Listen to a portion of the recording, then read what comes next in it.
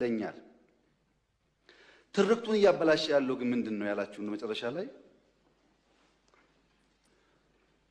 አንድ ተማሪ በፊዚክስ ክፍለ ጊዜ ዘግይቶ ወደ ክፍል ይመጣል። የፊዚክስ መምህራን እንደምታውቋቸው ናቸው።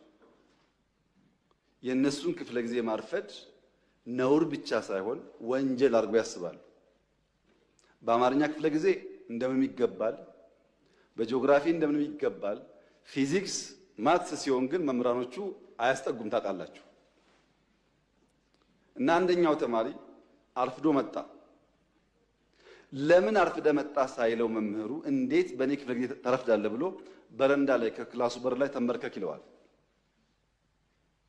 ተማሪ ተንበርክኮ ፔሪዮዱ ያልቅና ደውል ሲደወል መምህሩ ሲወጣ ተማሪ ዘሎ ይገባል ወደ ክፍሉ።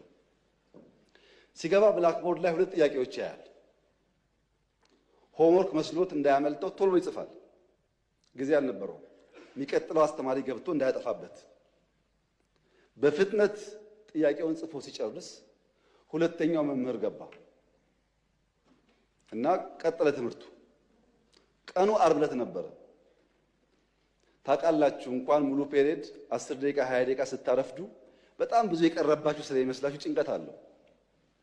እና ልጁ ቤት ሲገባ ሆምወርክ ነው ብሎ ለይቱ ሙሉ ሲቆፍር አደረ፣ አልቻለም። ቅዳሜ ሙሉ ቀን ቆፈረ፣ አልቻለም። ቅዳሜ ያደረበት አልቻለም።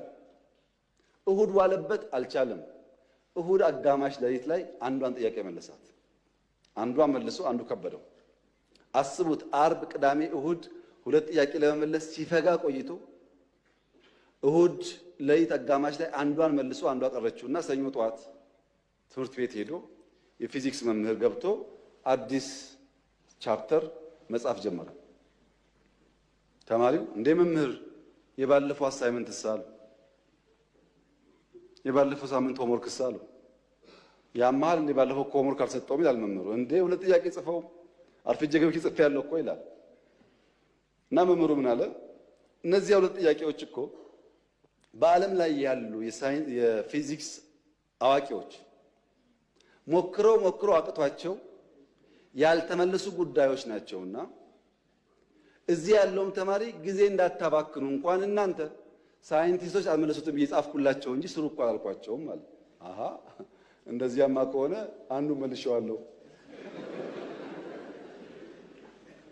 መምህሩ ሲያይ ሰው ሲያሳዩ ለካ ትክክል አንደኛውን ፈቶታል።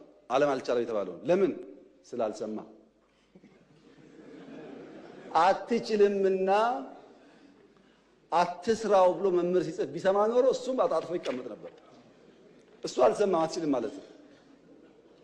እና የተከበረው ምክር ቤት ኢትዮጵያ ቀይ ባህር አይገባትም የሚለውን አልሰማንም።